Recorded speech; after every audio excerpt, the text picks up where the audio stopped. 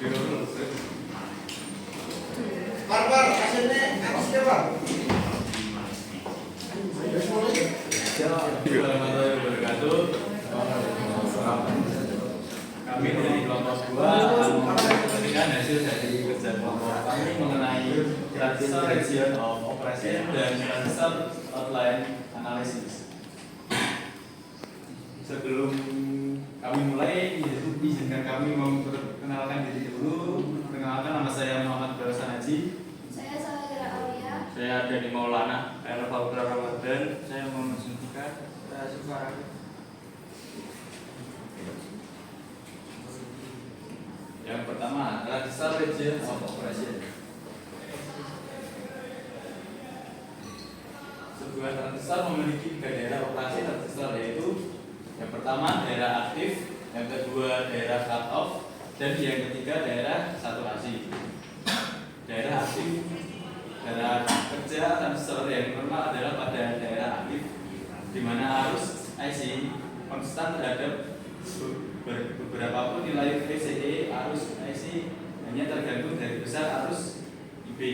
Daerah kerja ini biasa juga disebut daerah linear atau linear region. Pada daerah aktif, sambungan kolektor basis tetap mendapat bias mundur, sedangkan sambungan bias emitor tetap mendapat bias maju. Akibatnya transistor akan berfungsi normal di wilayah ini.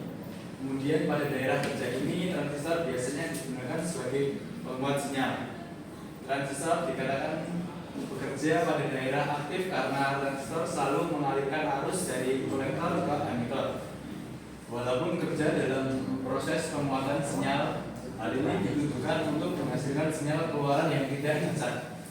Daerah aktif terletak antara daerah jenuh atau saturasi dan daerah mati atau cut off. Daerah aktif ini adalah contoh daerah aktif. Wilayah ini terletak di antara saturasi dan cut off. Transistor beroperasi pada daerah aktif, sedangkan sambungan emitor mendapat bias maju dan sambungan kolektor mendapat bias mundur. Dalam keadaan aktif, arus kolektor adalah B kali arus basis, yaitu pada rumusnya IC sama dengan B dot IB. Ya, selanjutnya daerah cut off. Jika tegangan VCC dinaikkan perlahan-lahan sampai tegangan VCE tertentu, tiba-tiba arus IC mulai konstan. Pada saat perubahan ini, daerah kerja transistor berada pada daerah cut off, yaitu dari keadaan saturasi on menjadi keadaan mati off. Perubahan ini dipakai pada sistem digital hanya mengenal angka biner 1 dan 0 yang tidak lain dapat direpresentasikan oleh status transistor off dan on. Arus kolektor, emitor, dan basis semuanya 0 dalam mode operasi ini. Transistor beroperasi pada daerah cut off ketika sambungan emitor dan kolektor mendapat bias balik.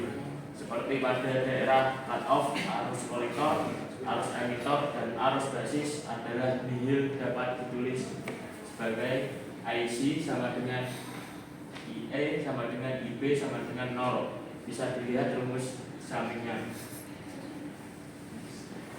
Dan selanjutnya daerah saturasi. Daerah saturasi adalah mulai dari PCE sama dengan 0 volt sampai kira-kira 0,7 volt pada transistor silikon, yaitu akibat dari efek diode kolektor base yang mana tegangan PCE belum mencukupi untuk dapat menyebabkan aliran elektron.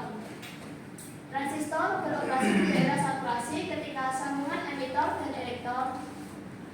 Transistor beroperasi di daerah saturasi ketika sambungan emitor dan kolektor mendapat bias maju. Bagaimana dipahami bahwa di daerah saturasi transistor cenderung berperilaku seperti sampah tertutup. Kita dapat mengatakan bahwa IC sama dengan IE. Gambar ini bisa dilihat seperti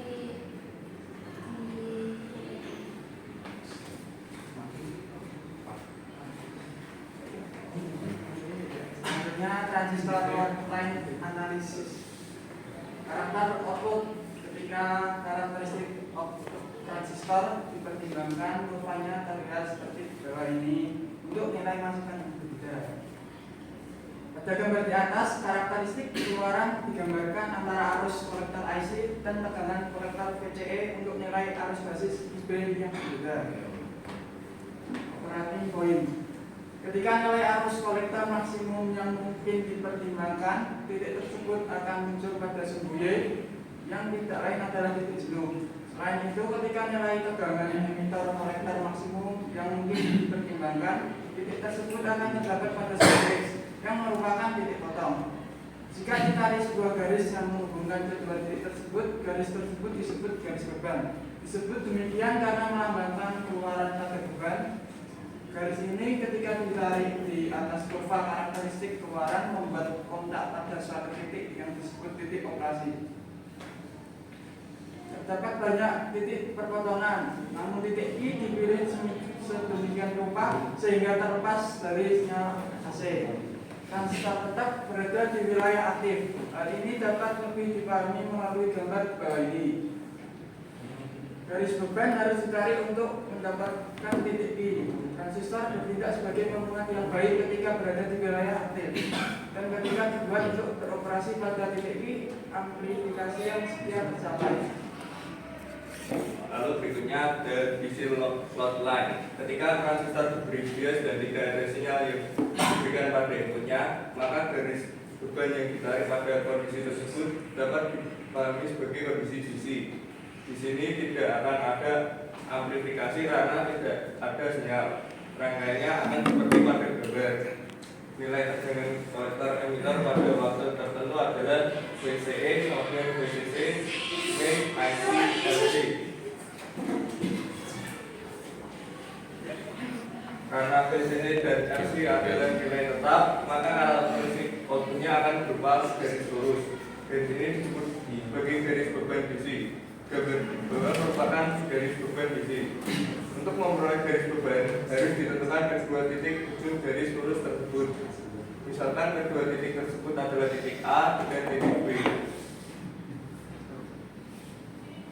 Untuk slide berikutnya yaitu DC line, yaitu persamaan di atas menunjukkan bahwa V, CC, dan RC merupakan nilai konstanta dan merupakan persamaan derajat 1 yang diwakili oleh garis lurus pada karakteristik keluaran.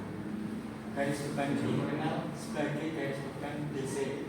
Karakteristik masukan digunakan untuk menentukan tempat kedudukan titik V, CE, dan IC untuk nilai RC yang diberikan. Untuk selanjutnya yaitu untuk mendapatkan nilai titik A.